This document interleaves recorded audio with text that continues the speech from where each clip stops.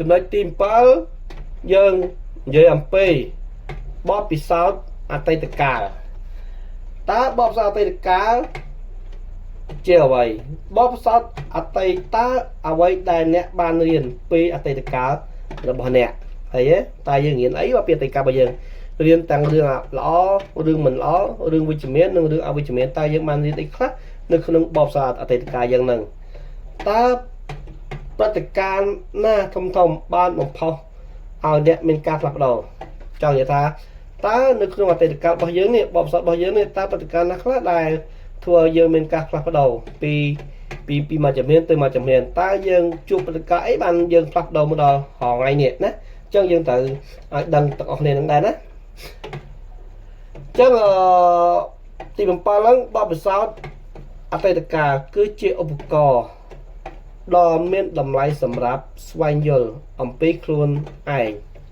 វាអាចបង្ហាញពីរបៀបដែលអ្នកបានរីកចម្រើន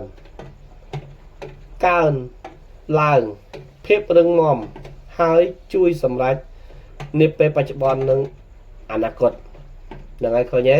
វាជាបទពិសោធន៍ដើម្បីធ្វើយើងរីកចម្រើននៅពេលអនាគតណាបទពិសោធន៍អតីតកាលយើងយកបទពិសោធន៍អតីតកាលមកកែច្នៃសម្រាប់អនុវត្តនៅពេល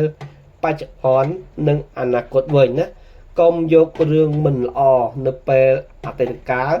យកមកធ្វើនៅពេលបច្ចុប្បន្នអនាគតគឺអត់ល្អទេយើងត្រូវចេះកែប្រែចំណុចខ្វះខាតនៅអតីតកាលណាចេះកែប្រែចំណុចខ្វះខាតនៅអតីតកាលមកកែច្នៃធ្វើជារឿងល្អធ្វើជាបបពិសោធន៍ធ្វើជាចំណុចខ្លាំងរបស់យើងដើម្បីកែច្នៃអ្វីដែលត្រឹមត្រូវឡើងវិញនៅពេលអនាគតនិងបច្ចុប្បន្នទៅខាងមុខបបពិសោធន៍អតីតកាលយើងត្រូវបានបែងចែកជា3ប្រភេទទៀតអញ្ចឹងយើងសូមចូលទៅមើលទាំងអស់គ្នា3ប្រភេទទៀតមានអីខ្លះ3ប្រភេទនោះគឺយើងនិយាយអំពីប្រភេទទី1មេរៀនពីបទពិសោធន៍អតីតកាលតើមេរៀនពីបទពិសោធន៍អតីតកាលគឺវាមានអីខ្លះទី1ប្រភេទទី2សំណួរស្វែងយល់អំពីអតីតកាលរបស់ខ្លួនទី3ប្រភេទទី3វិធីប្រើអតីតកាលដើម្បីស្វែងយល់ខ្លួនឯងអញ្ចឹងខ្ញុំនឹងនិយាយពីប្រភេទទី1ប្រភេទទី1មេរៀនពីបទពិសោធន៍អតីតកាលមេរៀនបទពិសោធន៍អតីតកាលគឺយើងនិយាយពីបទពិសោធន៍វិជ្ជមានអ្វីដែលធ្លាប់ជោគជ័យឬឲ្យអារម្មណ៍ល្អណាយើងនិយាយពីវិជ្ជមានបានហើយណាអ្វីដែលបបផ្សោតអតីតកាលយើងយកវាវិជ្ជមានហើយរឿងដែលអវិជ្ជមានយើងយកមកកែច្នៃ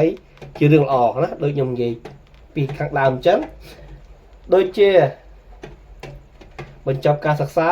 ធ្វើការដំបូងជួយអ្នកដទៃអញ្ចឹងទៅណារឿងវិជ្ជមានរបស់យើងពីបបផ្សោតអតីតកាលឬក៏យើងធ្វើការងារអីមួយបានជោគជ័យឬក៏សម្រេចអីចឹងទៅណាស្វែងយល់ពីសមត្ថភាពកម្លាំងផ្ទាល់ខ្លួននិងអ្វីដែលអ្នកស្រឡាញ់ឃើញទេបទពិសោធន៍អវិជ្ជមានម្ដងបទពិសោធន៍អវិជ្ជមានអ្វីដែលធ្លាប់បរាជ័យឬធ្វើឲ្យឈឺចាប់យើងយកមកកែច្នៃឡើងវិញណាខកចិត្តអ្វីយើងធ្លាប់អ្វីដែលជាបទពិសោធន៍អវិជ្ជមានរបស់យើងតែយើងធ្លាប់ខកចិត្តរឿងអីខ្លះនៅក្នុងជីវិតរបស់យើងនៅពេលកំឡុងពេលបបផ្សោតអតីតកាលរបស់យើងនេះអញ្ចឹងយើងយកមកកែប្រែវាឡើងវិញណាឲ្យទៅជារឿងល្អសម្រាប់អនាគតនិងបច្ចុប្បន្នណាសម្រាប់បច្ចុប្បន្ននិងអនាគតហេតាមើលថាជាមេរៀនតើអ្នកបានរៀនអ្វីតើវាធ្វើឲ្យអ្នករឹងមាំកាន់តែច្រើនណាទី1យើងចូលដល់ចំណុចទី2យើងប្រភេទទី2បបផ្សោតអតីតកាលប្រភេទទី2យើងនិយាយពីសំណួរស្វែងយល់ពីអតីតកាលរបស់ខ្លួនអញ្ចឹងសំណួរស្វែងយល់យើងទៅសួរខ្លួនឯងថាតើព្រឹត្តិការណ៍ណាមួយធ្លាប់ផ្លាស់ប្ដូរការគិតរបស់អ្នកហ្នឹងហើយតើព្រឹត្តិការណ៍មួយណាដែលធ្លាប់ផ្លាស់ប្ដូរជីវិតរបស់យើងមកដល់ថ្ងៃនេះណា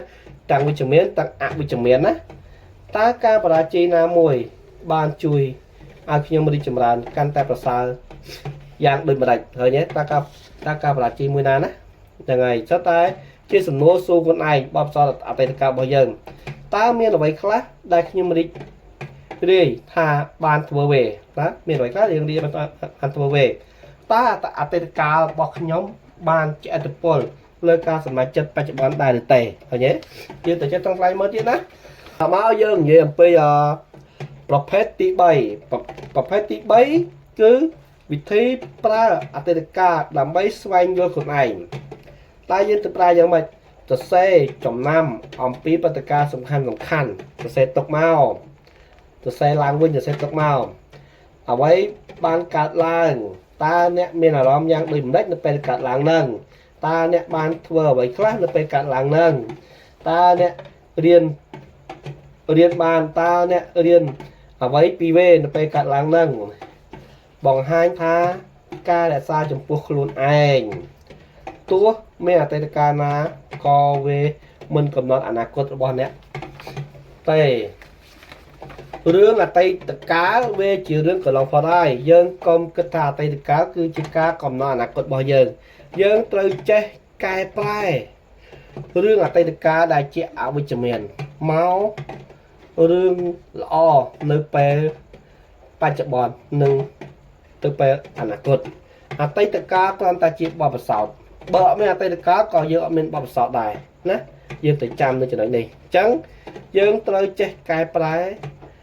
បទពិសោធន៍អតីតកាលដែលមិនល្អមកធ្វើជារឿងដែលល្អសម្រាប់ពេលបច្ចុប្បន្ននិងអនាគតទៅមុខទៀតហើយរឿងដែលល្អពីបទពិសោធន៍អតីតកាលមកយើងខំប្រឹងកែប្រែឲ្យវាកាន់តែល្អទៅមុខទៀតកុំដល់ខ្សែក្រោយណាអញ្ចឹងប៉ុន្តែខ្ញុំសូមបញ្ចប់ហើយសូមកាន់តែអភិតោសនៅរកចំណុចខ្វះខាតពួកអីដូចខ្ញុំបានជម្រាបជារឿយៗហើយនេះគឺជាការហាត់រៀននៃការធ្វើបទបង្ហាញនៃការធ្វើសង្ខេបអត្ថបទឲ្យបងប្អូនបានស្ដាប់និងចែករំលែកទាំងអស់គ្នាហើយក៏ដើម្បីជួយបង្កើនសមត្ថភាពខ្ញុំបន្ថែមដែរណាសូមអរគុណច្រើនសូមអរគុណសម្រាប់ការទស្សនាទាំងអស់គ្នា